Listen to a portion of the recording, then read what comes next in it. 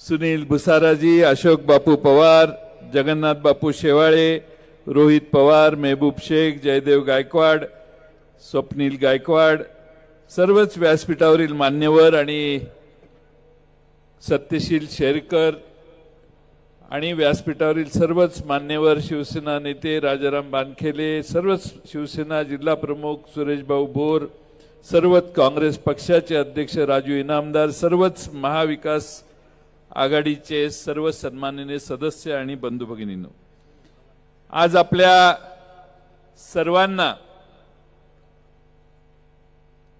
मगासपासून आदरणीय शरद पवार साहेबांच्या भाषणाची आतुरपणे वाट बघत आहात. आपण 3-3:30 वाजल्यापासून या ठिकाणी बसलेला आहात आणि म्हणून मी जास्त वेळ घेणार नाही. विकास पर्व या पुस्तिकेचं आता प्रकाशन झालेलं आहे आणि या पुस्तिकेच्या पानं चाळली तर लक्षात येतं की किती मोठी कामं आपल्या मतदारसंघात आपल्या खासदारांनी खेचून आणलेली आहेत. महाराष्ट्रात आणि भारतामध्ये प्रत्येक लोकसभेत एक खासदार आहे. प्रत्येक लोकसभा मतदारसंघाचं प्रतिनिधित्व करत असताना एवढ्या मोठ्या प्रमाणात निधी खेचून आणणं, त्याचा पाठपुरावा करणं आणि आपल्या जनतेची व्यवस्था संपन्नपणाने निर्माण करण्याचा प्रयत्न करणं हे भारतात फार कमी खासदारांना जमलेलं आहे.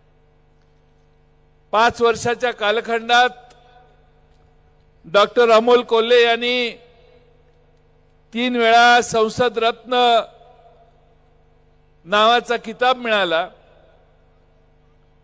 संसद रत्न मिळालं म्हणजे काम होत नाहीत असं कुणीतरी म्हटलेलं मी काल परवा वाचलं. संसद रत्न लोकसभेत सतत हजर राहिलं आणि उत्तम भाषण करून जनतेचे प्रश्न मांडले की संसद रत्न पारितोषिक मिळतं. कुणालाही सहज उठून संसद रत्न पारितोषिक मिळत नाही आणि म्हणून डॉक्टर अमोल कोल्हेंचं तुम्हा सर्वांच्या वतीनं राष्ट्रवादी काँग्रेस पक्ष शरदचंद्र पवार साहेबांचा यांच्या वतीनं मी पहिल्यांदा अभिनंदन करतो. आम्ही भारताच्या लोकसभेमध्ये 4-5 खासदार पाठवले, त्यात संसद रत्न पुरस्कार मिळवणारे 2 खासदार निघाले. येणाऱ्या लोकसभेमध्ये 2024ला आपल्या सगळ्यांच्या आशीर्वादाने हा 5 चा आकडा 9-10 पर्यंत जाईल याची मला स्वतःला खात्री आहे. आपल्या सर्वांनी साथ दिली. मागच्या लोकसभेत अमोल कोल्हेंना दिल्लीला पाठवलं.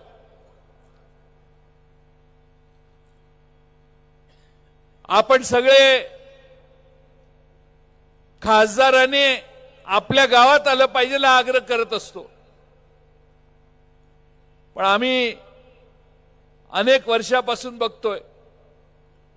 आमचे पृथ्वीराज चव्हाण खासदार असायचे, भाग आम्ही सांभाळायचो. काँग्रेसचे उमेदवार म्हणून ते उभे राहिले की त्यांच्या मागे आम्ही आमचा भाग उभा करायचो, पण तेही वर्षातून एक फेरा सगळ्या गावांना मारायचे. नगरपालिकेचं नगरसेवकाने केलेलं काम, पंचायत समिती जिल्हा परिषदेत केलेलं, जिल्हा परिषदेच्या सदस्याने केलेलं काम, आमदाराने संसद विधानसभेमध्ये आणि आपल्या मतदारसंघात केलेलं काम, या सगळ्या कामाच्या पेक्षा खासदारांचं काम मित्रांनो वेगळं असतं. त्या खासदाराने आपल्या मतदारसंघात महाराष्ट्रामध्ये आणि देशामधले प्रश्न संसदेत मांडले किती, कोणते महत्त्वाचे प्रश्न त्याने सोडवण्याचा प्रयत्न केला, त्याला काय यश मिळालं, ही फुटपट्टी खासदारांच्या कामासाठी लावायची असते. आणि मला सार्थपणाने ठामपणाने आज असं वाटतंय की अमोल कोल्हे साहेबांनी मागच्या 5 वर्षाच्या कालखंडात मगाशी सांगितलेली सगळी कामं केली. या विकास पर्वामध्ये या भागाचा चित्र बदलणारे अनेक प्रकल्प येऊ घातलेले आहेत, आलेले आहेत. पण त्याचबरोबर बैलगाडा शर्यतीपासून देशातल्या संसदेमध्ये भारताच्या लोकशाहीवर आघात व्हायला लागले आहेत त्याच्या विरोधी देखील आवाज उठवण्याचं काम अमोल कोल्हेंनी लोकसभेत केलं। आणि म्हणून आपल्या सगळ्यांना आपण सगळे भाग्यवान आहात। दुसऱ्या लोकसभेत शेजारच्या मावळच्या खासदारांनी किती वेळा लोकसभेत तोंड उघडलं मला माहित नाही। महाराष्ट्रातल्या कुठल्याही लोकसभेच्या खासदारांच्या पेक्षा अमोल कोल्हेंनी प्रभावीपणानं आपल्या सगळ्यांचे प्रश्न मांडले, महिलांचे प्रश्न मांडले, आदिवासींचे प्रश्न मांडले, शेतकऱ्यांचे प्रश्न मांडले। कांदा बंदी निर्यातीची केल्यानंतर देखील लोकसभेत आवाज उठवणारे अमोल कोल्हे तुम्ही आम्ही सगळ्यांनी बघितले। आणि त्यामुळे प्रश्न सोडवणारा खासदार, लोकसभेत तोंड उघडणारा खासदार म्हणून अमोल कोल्हेंना मागच्या वेळी आपण पाठवलं आणि तो अनुभव आपण घेतला। लोकसभेच्या निवडणुका महिन्याभरात 15-20 दिवसात आता जाहीर होतील। आमच्यातले काही मित्र आमचे सोडून गेलेले आहेत, त्याची कारण तुम्हा सगळ्यांना माहिती आहेत। कारण माहित असल्यामुळे त्याचा उहापोह करण्याची आता गरज नाही। उहापोह करायला लागलो तर बराच वेळ लागेल, साहेबांचं भाषण आहे। आणि म्हणून आपल्या पैकी काही लोक आपला पक्ष सोडून गेले। पक्ष सोडून जाताना पवार साहेबांचा राष्ट्रवादी काँग्रेस पक्ष आणि घड्याळाचं चिन्ह देखील हिसकावून घेण्याचा प्रयत्न उभ्या भारताने बघितला। काल परवा सुप्रीम कोर्टामध्ये ही केस गेली, त्यावेळी सुप्रीम कोर्ट म्हटलं अहो त्यांनी पक्ष स्थापन केलेला आहे। राष्ट्रवादी काँग्रेस पक्ष, शरदचंद्र पवार हे त्यांचं नाव त्यांच्या पक्षाला दिलं तर तुमची काय अडचण आहे? मागणी काय होती? पक्षही देऊ नका आणि चिन्हही यांना देऊ नका। आपण सुप्रीम कोर्टाने सांगितलं 8 दिवसाच्या आत या पक्षाला चिन्ह द्या। पवार साहेबांच्या साठी ताबडतोबीने 8 दिवसात निवडणूक आयोगाने निर्णय घ्यावा, हा आदेश सुप्रीम कोर्टाने मित्रांनो दिला। आता आपल्याला 7 दिवसात चिन्ह मिळेल। काल परवा विधानसभेच्या अध्यक्षांनी निर्णय दिला, कुणालाच डिस्क्वालिफाय केलं नाही। काल आमचे मित्र हायकोर्टात गेले आणि म्हटले त्यांना डिस्क्वालिफाय करा। जर त्या केसच्या खोलात गेला ना, डिस्क्वालिफाय ते 40 जण होतील। कारण ज्या दिवशी ह्यांनी पलीकडे जाऊन शपथा घेतल्या, ज्या दिवशी शपथ घेतली दुपारी 2 वाजता, त्यावेळी राष्ट्रवादी काँग्रेसच्या महाराष्ट्र प्रदेशच्या अध्यक्षाने आणि विधानसभेच्या गटनेत्याने विधानसभेच्या अध्यक्षांना यांनी पक्षशिस्त मोडली आहे, पक्षाचं धोरण सोडलेलं आहे, पक्षाच्या नेतृत्वाच्या विरोधी त्यांनी भूमिका घेतलेली आहे आणि मंत्रिमंडळात जाऊन ह्या 9 जणांनी शपथ घेतलेली आहे, त्यांना डिस्क्वालिफाय करा म्हणून सगळ्यात पहिल्यांदा पिटिशन या जयंत पाटलांनी दाखल केलेला आहे। आणि त्यामुळे लय विषय उघडला तर लय टोकाला जाईल। आम्ही बोलत नाही कारण आमची संस्कृती जरा संयमाची आहे। पण पुस्तकं उघडायला लागले, प्रत्येक पान चाळायचं म्हटलं तर कोर्टाला देखील सगळं प्रकार लक्षात येईल। त्यामुळे आता गेले आहेत हायकोर्टात। माझी अपेक्षा ही आहे आणि मी नेहमी आतापर्यंत सांगत आलो, शरद पवार साहेब हाच आपला पक्ष आहे।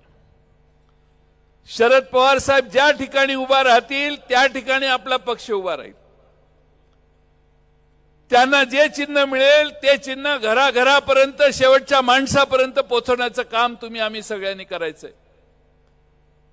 हेच शरद पवार साहेब साताऱ्याच्या सभेत उभे राहिले, सगळ्या उभ्या महाराष्ट्रानं बघितलं आणि ज्या राष्ट्रवादी काँग्रेसचे 20 नाही तर 22 आमदार निवडून येतील म्हणत होते, तिथं बघता बघता 54 आमदार निवडून आणण्याची ताकद या आमच्या सगळ्या सर्वांच्या नेत्यांच्या मध्ये आहे। हे तुम्ही सगळ्यांनी मित्रांनो लक्षात घ्या।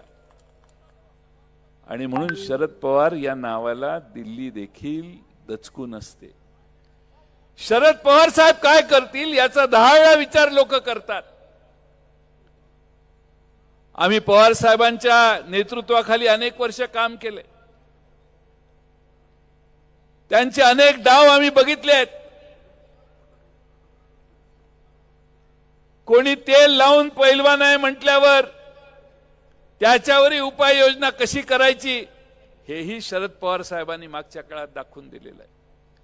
आणि म्हणून अनेक डाव पवार साहेबांचे आम्ही सगळ्यांनी शिकलेले आहेत। पण एक विसरू नका, वस्ताद एकच डाव स्वतःचा शेवटी ठेवलेला असतो वस्तादानं, आणि तो डाव ज्यावेळी येतो समोर त्यावेळी सगळे आश्चर्यचकित होतात।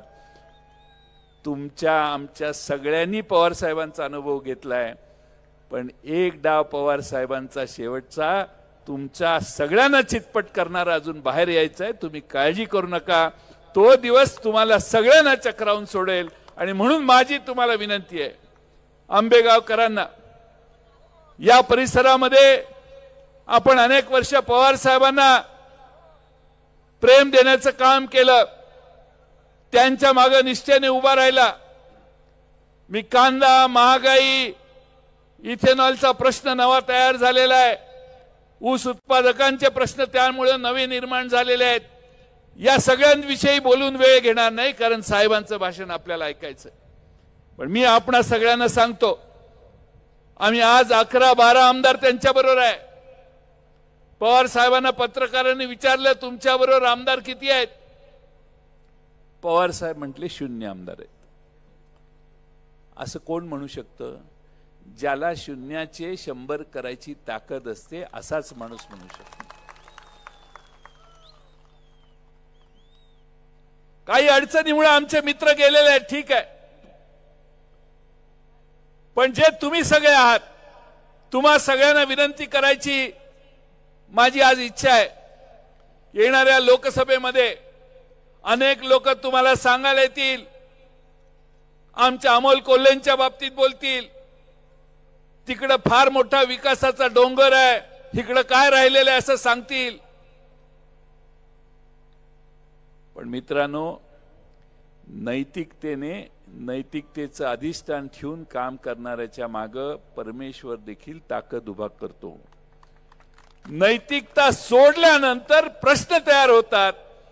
पवार साहेबांनी ठामपणाने छत्रपती शिवाजी महाराजांनी दिलेल्या शिकवणुकीप्रमाणे या सगळ्या पुणे जिल्ह्यात असेल, रायगड जिल्ह्यात असेल, संपूर्ण महाराष्ट्राच्या दऱ्याखोऱ्यामध्ये छत्रपती शिवाजी महाराजांनी स्वाभिमानाने महाराष्ट्राची भूमिका जी मांडली, आज 84 वर्षाच्या पवार साहेब देखील महाराष्ट्राची भूमिका तुमच्या सगळ्यांच्या समोर येऊन मांडतायत। त्यांना काही आवश्यकता नव्हती, ते म्हटले असते आता बास झालं, तुम्ही सगळ्यांनी बघा, तर काही बिघडलं नसतं। पण पवार साहेबांनी महाराष्ट्र आणि देशाच्या राजकारणामध्ये काहीतरी चुकीचं व्हायला लागले। महाराष्ट्राच्या आणि देशाच्या राजकारणामध्ये जनतेच्या हिताचे निर्णय घेतले जात नाहीत, आणि या लोकशाहीला कुठेतरी धक्का लागतोय, आणि या देशातल्या आजपर्यंत स्थापनेपासून आजपर्यंत निर्माण झालेल्या व्यवस्था मोडण्याचं काम कुठेतरी होतंय। या सगळ्यांच्या विरोधी ठामपणाने उभा राहण्याचा निर्णय घेतलेला आहे।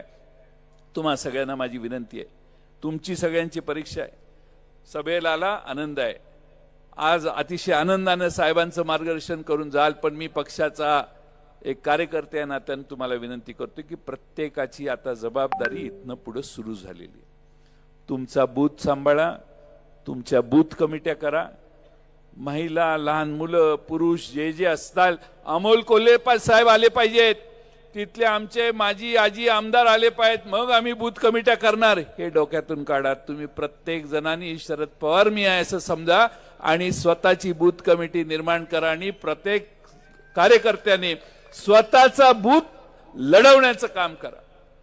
समोरच्या बाजूने प्रचंड शक्ती येणार आहे, सगळे प्रकार होणार आहेत, सगळी दर्शनं तुम्हाला होतील। तुम्ही सगळ्यांनी ठामपणानं आपल्या आंबेगावचा बाणा पवार साहेबांच्या मागे उभा राहण्याचा, पुणे जिल्ह्याचा बाणा पवार साहेबांच्या मागे उभा राहण्याचा ठामपणाने दाखवा। घराघरापर्यंत तुम्ही पोचा।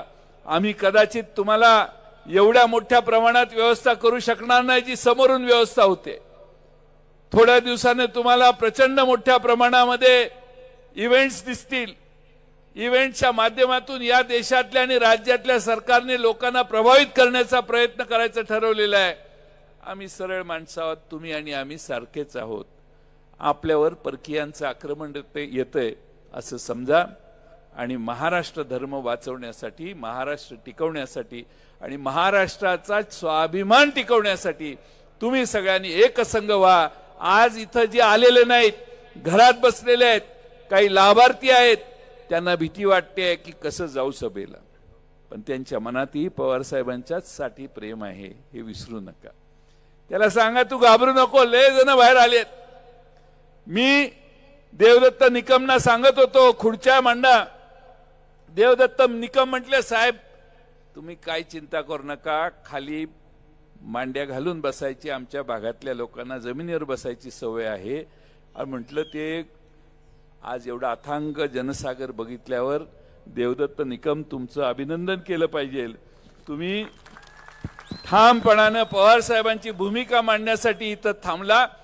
ठामपणाने ही एवढी मोठी आमच्या सगळ्यांच्या अपेक्षा नसणारी सभा आज तुम्ही या ठिकाणी यशस्वी करून दाखवली। डॉक्टर अमोल कोल्हे साहेब तुम्ही चिंता करू नका, तुमचं भविष्य उज्ज्वल आहे। तुमचा छत्रपती शिवाजी महाराज आणि छत्रपती संभाजी महाराजांचा जो घराघरापर्यंत संदेश पोहोचवण्याचं काम तुम्ही केलेलं आहे ती महाराष्ट्रातली आणि या भागातली जनता कधी विसरणार नाही। आणि आपल्या सगळ्यांना माझी विनंती आहे की माणसं हळूहळू तयार होतात, सहजासहजी मिळत नाहीत। डॉक्टर अमोल कोल्हेंच्या सारखा एक हिरा तुमच्या मतदारसंघाला मिळालेला आहे, हा जपा।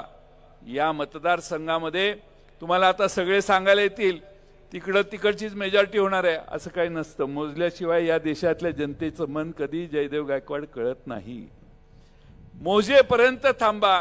मी तुम्हाला विश्वासाने सांगतो की डॉक्टर अमोल कोल्हेंचं भविष्य उत्तम आहे। देशाच्या क्षितिजावर हा हिरा तुमचा अतिशय दिमाखाने पुढच्या 5 वर्षात दौलाने अतिशय चांगल्या पद्धतीने काम करणार आहे। तुमच्या या आंबेगावची, या शिरूर लोकसभा मतदारसंघाची शान आन आणि बान अमोल कोल्हे लोकसभेत याच्यापेक्षा ताकदीने उभा करतील हा विश्वास बाळगतो आणि माझे भाषण पूर्ण करतो। धन्यवाद। धन्यवाद।